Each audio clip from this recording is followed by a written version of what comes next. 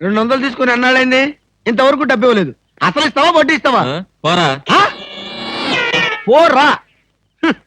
రే రే, నువ్వు 500 తీసుకుని అన్నాళ్ళైందిరా. పోదే. అయ్యి బాబాయ్, పో బే. ఆహా, పో బే, పోరా. ఎంత గౌరవంగా మాట్లాడుతున్నారా? అసలు అప్పిచ్చే వాళ్ళంటే ఇంత లోకు అయిపోయారంటారా మీకు?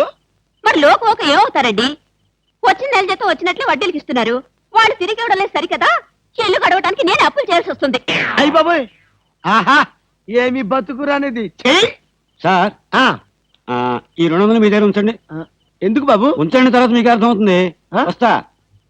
ఆహా, ఏమండి, ఏమండి? మహానుభావుడు. వెళ్ళే అతను ఒకసారి పిలవండి. ఎందుకే? నా బాధలు చూసి తట్టుకోలేక 200 ఫ్రీగా ఇచ్చి వెళ్తున్నాడు. అది కాదండి, ఆ, మొన్న మీరు ఇమ్మన్నారని చెప్పి 1000 రూపాయలు అడిగి తీసుకెళ్ళాడు. ఆ? ఎంత? వెయ్యండి. క్యాషా చెక్? క్యాషే. నేనిమ్మన్నానని చెప్పాడా? అవునండి. అంటే నేనిమ్మన్నానని చెప్పి ఎవడొచ్చి ఏదడిగినా నువ్వు ఇవ్వటానికి సిద్ధమేనన్నమాట. అవునా?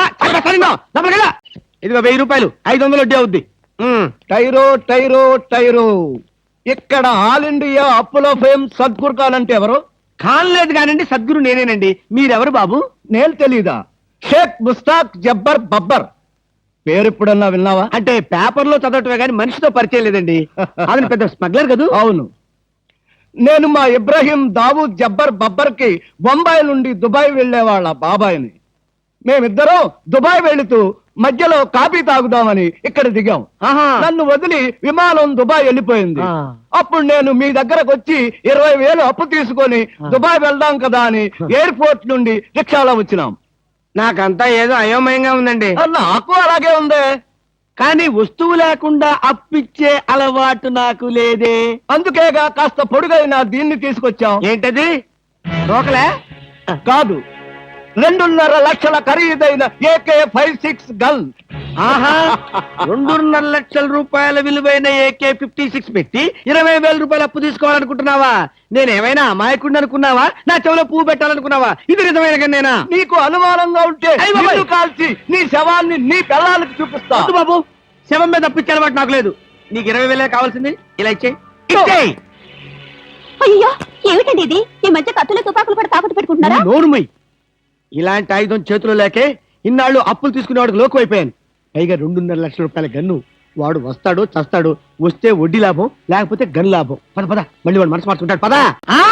రే, అప్పడిగితే నన్నే కొడతావరా? ఎన్ని గుండెలు రా నీకు? ఇవాళ నువ్వు నేను తెలిపోవాలి. ఉండరా రే. అబ్బబ్బా, ఎందుకండి పాట డబ్బుల కోసం వాడితో గొడవ? వాడు అసలే చెంచలు కూడా దాదా అండి. వాడు చెంచలు కూడా దాదా అయితేనే లక్కడి కబుల్ రౌడీనే. నేను పాత సద్గురు అనుకుంటున్నాడు, ఇప్పుడు AK-56 సద్గురునే నేను. తప్పా తప్పా. వద్దండి, ఏమండి? రేయ్ రేయ్, దమ్ముంటే బయటికి రారా. నా మీద చేసుకుంటావురా? రేయ్, నేనెవరనుకున్నావురా? అంతర్జాతీయ స్మగ్లర్ ముఠా సభ్యుడిరా, ప్రొఫెషనల్ కిల్లర్ సంఘానికి బ్రాంచ్ మేనేజర్ రా. నన్నే రెచ్చగొడతావురా? పంజాబ్ లో రైళ్లు పేల్చింది, బొంబాయిలో బాంబులు వేసింది మా ముఠా వాళ్ళరా. అంతెందుకురా, నక్సలైట్స్ పొద్దున్నే మా ఇంటికి వచ్చి బెడ్ కాఫీ తాగెళ్తారా? మీలాగా అప్పులు తీసుకొని బాకీ లేకొట్టే బద్మాష్ గాలని చంపేయమని సద్దాం హుస్సేన్ స్పెషల్ గా పంపించారు కనరా. ఇది ఫైన్.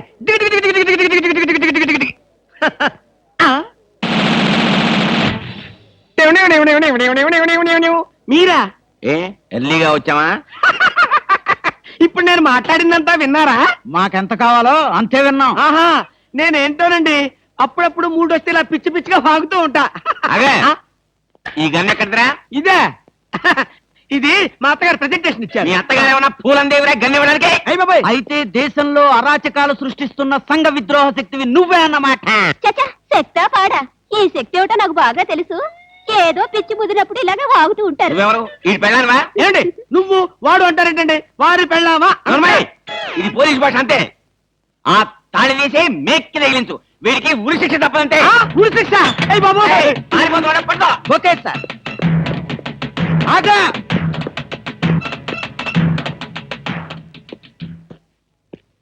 అదేంట్రా, అది పట్టుకోమంటే వచ్చేసావు? అమ్మా, ఆడిని పట్టుకోవడానికి నేను వెళ్ళినప్పుడు ఇది మీరు పట్టుకెళ్లి పోలీస్ స్టేషన్ లో ఇచ్చి భారతరత్న కొట్టేద్దామనా? గన్ను పట్టుకుంటే భారత రత్న ఇస్తారా ఎవరన్నా? అది నాకు తెలియదండి.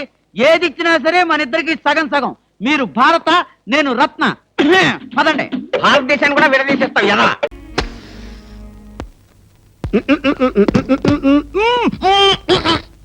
వదలరా పోగొదలు కాదు వదలకపోతే నవరంధ్రాల నుంచి బయటకు వచ్చి చస్తావు వదల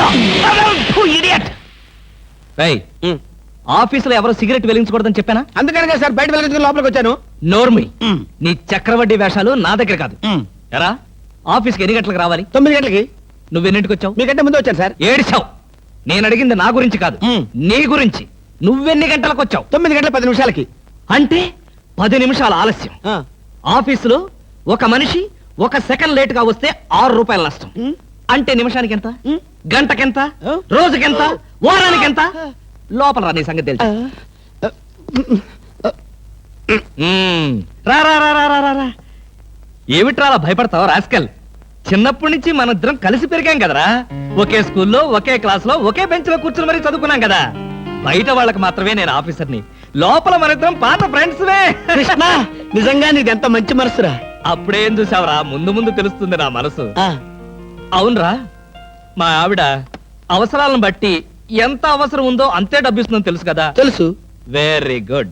ఏ friend in need is a friend in deed అన్నారు. స్నేహితుడు కాబట్టి నా బాధని కరెక్ట్ గా అర్థం చేసుకున్నావురా. నాకు 2000 రూపాయలు అప్పు కావాలి. అలాగే, తిరిగి ఎప్పుడు ఇస్తావు? ఎప్పుడు ఇవ్వాలనిపిస్తే అప్పుడు ఇస్తాను. అదే, ఎప్పుడు ఇవ్వాలనిపిస్తుంది అని. Excuse me sir. Hello, Jayabhushan hospital అంటే ఇదేనా? అవును. Thank you.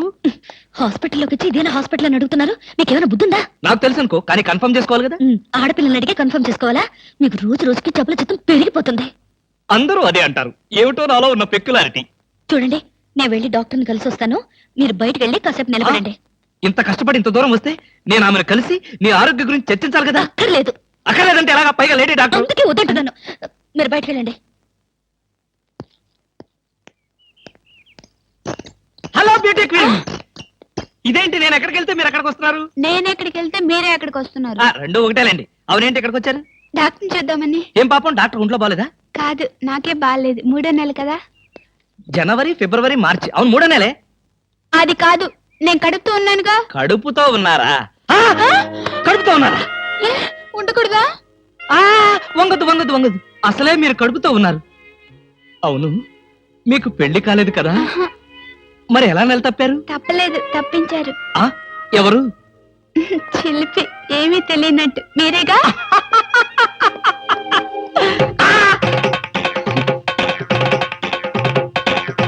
ఎవరా అమ్మాయి పిచ్చి పిచ్చిగా మాట్లాడుతుంది? నీకు తెలుసా? అంటే మీకు తెలియదా? బ్యూటీ క్వీన్ లా ఉంది కదూ. ఎప్పుడో బ్యూటీ కాంటెస్ట్ అప్పుడు చూశాను. భామా భామా, కార్కేస్ ప్లేస్. ఇవి కార్కేస్ కాదే. ఒకసారి అటు చూడండి. స్కూటర్ స్కూటర్ కొనుక్కున్నావా? నాకు కాదు, మీకే. నాకా? అవును. కారు చేతుల్లో ఉంటే మీరు చేసే మహిళా సేవ ఏంటో నాకు బాగా తెలుసు. అందుకే ఇక నుండి దాని మీద వెళ్ళమంటున్నా. భామా, ఇది చాలా అన్యాయం. ఎంతకాలం దర్జాగా కారులో వెళ్ళింది నేను, ఇప్పుడు ఆఫీసు స్కూటర్ మీద వెళ్తే వాళ్ళంతా ఏమనుకుంటారు? కారులు అమ్మిన చోటే టైర్లు అమ్మంటావా? మీరు టైర్లు అమ్ముతారో ట్యూబ్లు అమ్ముతారో మీ ఇష్టం. ఇక్కడి నుంచి మీకు స్కూటర్ గతి. భామా, పైగా ఈ డొక్కు స్కూటర్ ఒకటి. వెనక సీట్ అది? వెనక సీట్ ఉంటే మీరేం చేస్తారో నాకు బాగా తెలుసు. పోనీ ఆ స్టెప్ని ఏమయ్యేది? సందులు గొంతులు తిరగకుండా మెయిన్ రోడ్ లో వెళ్తే పంచర్లేమి పడవు, వెళ్ళండి. వెనక సీట్ లేకపోయినా పర్వాలేదని ఏ అమ్మాయినైనా ఎక్కించుకున్నారో?